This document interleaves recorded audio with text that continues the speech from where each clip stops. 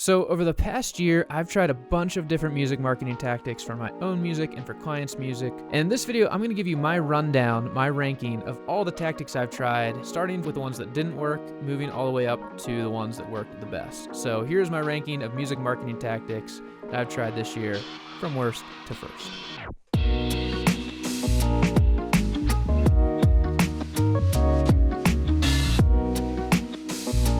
Okay, so first up, a little bit of context. I have spent over $100,000 marketing music this year, but almost all of that, actually, I would say, has been focused toward driving streams. So this is going to be very heavily biased in terms of the tactics that I'm reviewing. This is going to be all stuff pretty much to drive streams. There's one non-streaming tactic that I'm including in here that I've done this year, but most of it is going to be streaming focused. And also, this is just my 2 cents. I am not the be-all, end-all expert on this stuff. I'm just telling you what my experience has been over the last year. So if you disagree with me, that's awesome. And actually, I'd love to hear about why you disagree with me in the comments below if you would like to share. Okay, with that out of the way, let's get into my least favorite marketing tactic that I tried this year. Number 7 out of the 7 I'll be reviewing is Spotify Showcase. So Showcase, if you are unfamiliar with it, is through your Spotify for Artists. Now it's Spotify Campaign Kit is what they most recently called it. And you can set this up in your Spotify for Artists by going to Campaigns, and they have an option for Showcase. I forget what the exact thresholds are for this. I'll hopefully throw them on the screen somewhere. But there's a lower threshold for Showcase than there is for Marquee. So you don't have to have a ton of streams and Spotify traffic to start using this. So a lot of artists can use it. And I've worked with a fair number of artists that have. Here's the problem with Spotify Showcase. It's pretty dang expensive for the results that you get. So I spent $100, for example, on a Showcase campaign for my own music, and I got 49 saves on that, and I got 168 listeners. So you can kind of do the math on that. Roughly, if you would translate it into meta ads terms, listeners would be like roughly clicks, and your saves, you'll usually see like a 50% save rate on meta ads. Basically, it's way more expensive to run a Showcase campaign in terms of the results than it would be to run meta ads. And you also don't really have a great means of retargeting those people, and it doesn't have any overflow to any other platforms other than Spotify. So moral of the story, it's fine. It's definitely legit. It's through Spotify, but it's super expensive and not incredibly effective. So Showcase, least favorite of the year. Number 7. Okay, slightly better than Showcase was Spotify Marquee. So I also spent $100 on Spotify Marquee for myself, and this performed better than Showcase. So for reference, Marquee you can only do during a new release. So the first 28 days of your release, you can run a Marquee. It also has higher eligibility requirements than Showcase, and they actually just changed this a few months ago. So I was able to run a Marquee for my own music in August, and then when I went to do it again in November, I was unable to, and my audience had actually increased. They just raised the threshold. So fewer of you will be able to run Marquee for yourselves, but probably still a lot of you will be able to. And it's a good option, especially for a new release. I think it's a really good supplemental, complementary option to the other stuff you're doing. I spent $100. I got 60 saves, and I got 217 listeners. So you guys know I'm horrible at math, and I'm not going to try and calculate that off the top of my head, but it's a pretty good chunk of an increase compared to what I got from my Showcase. And I think it just makes sense. The Marquee takes over the screen. When people open Spotify, it's just like more attention grabbing. I feel like they do a better job of correlating it to listeners who are likely to be interested in your music. It's also maybe just like a new release as an interest factor makes people more engaged. But for whatever reason, I found Marquee to be better than Showcase. Still not one of my favorites. It's in 6th place, but I do think it's a nice complementary marketing tactic. Okay, in 5th place, I have playlisting. So I'm talking about third-party playlisting where you pay a platform to send your music to curators and get it placed on those third-party playlists, and you get streams that way. I've done plenty of videos on this before. I do think playlisting is a legitimate option. It's great for getting a high volume of streams. If you have any thresholds for just number of streams that you need to hit, it is a great option. It is a pretty bad option for long-term follower growth, long-term listenership, fan base building. Basically, when you're running a playlisting campaign, you'll almost always see fewer than 1.5 streams per listener. Very few of the people who stream you on the playlist will stream you again.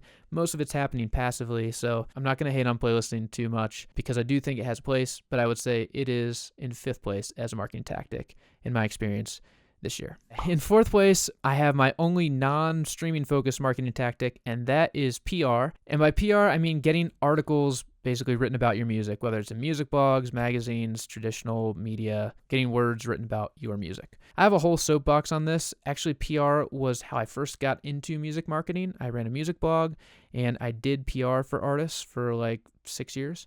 But the long story short is that 10 years ago, music blogs were a pretty common way for people to discover new music. Now, music blogs and PR is not a way that people really discover new music. But artists still haven't quite made the switch. So many artists will use PR as a means of getting traffic onto the song, when really PR is a means of establishing credibility and storytelling to your existing fans. So whole spiel on that.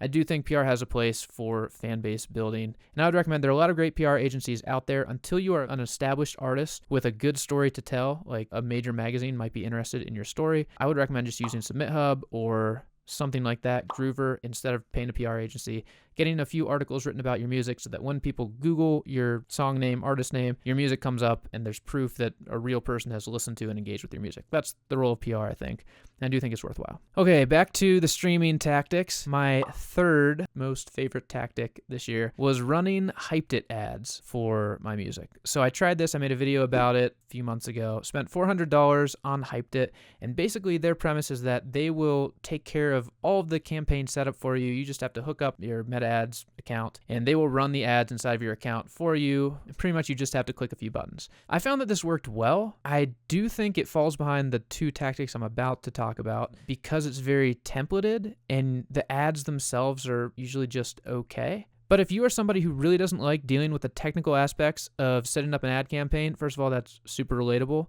And second of all, Hyped is a great alternative for you because it makes it pretty easy. Now, you do have to get all of your Meta Business Manager stuff set up beforehand, so it's not going to just totally save you from having to make an ads account. But if you want to avoid most of the button clicking, this is a really good option. And I would say it gets anywhere from like 50 to 80% of the results you could expect from running Meta Ads yourself. All right, now we're getting into the top 2 marketing tactics that I tried this year. So in second place, I have, drum roll please, building your own playlist, and mainly that's using Meta Ads. So I ran a build your own playlist challenge in October, and I built a bunch of my own playlists this year, many of which are over 1,000 followers. I think this is a great tactic because you get to place your music in context with a bunch of other similar artists. It's easier to advertise a playlist than it is to advertise your own music, because if you're saying, hey, would you like to listen to this playlist of this genre of music that you're very interested in? Most people who are interested in that genre of music will probably say yes. Whereas if you're advertising yourself, you're saying, hey, would you like to listen to this indie artist that you've never heard of? And people are less likely to be interested in that. So you typically get much lower cost per results when you're advertising playlists.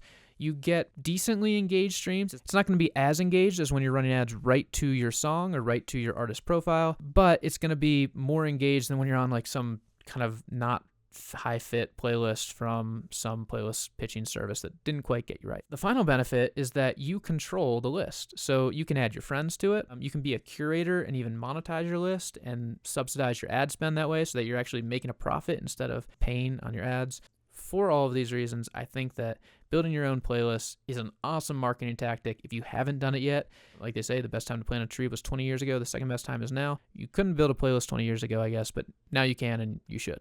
Okay, and then finally, another drum roll for the very top marketing tactic of the year. I don't have a drum. It is still direct-to-song advertising using Meta Ads.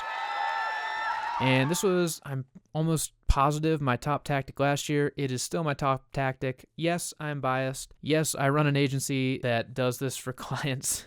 So obviously I have a biased perspective. But with that said, I have just seen this work over and over to drive streams, drive engagement on social media, and drive just long-term momentum for a fan base. I will have a video somewhere on this channel about exactly how I walk through a campaign and how I set it up in 2025. But yeah, running ads to your song, super easy way to drive streams of your music and just build engaged listeners and fans of your music. Highly recommend at least learning how to do it if you haven't. And if you don't have a budget, that's okay. There are other ways to promote your music. But yeah, this is just a good skill set, a good tool to have in the toolbox. It's still my favorite marketing tactic in 2025. Okay, so that is every tactic that I tried in 2024 ranked from my least favorite to my very favorite. Now, there's plenty of stuff here that I did not try personally, so I didn't talk about. One huge one, for example, would be collaborations. I also didn't mention email marketing, although I guess I did do that this year, so I probably should have included it next time. Point being, this is far from an exhaustive list. It's just a list of the things I tried. If you want a more detailed breakdown of some different ways to grow on Spotify, I do have a free mini course where I walk through the only tactics that I found that work, including some that I did not mention here, but that I have seen work time and time again for my clients. And if you've tried something else that you think works way better than anything I mentioned here, let me know. If you totally disagree with my ordering. Most of all, just thank you for watching. I hope this is helpful as you figure out which tactics and strategies you're going to use marketing your own music.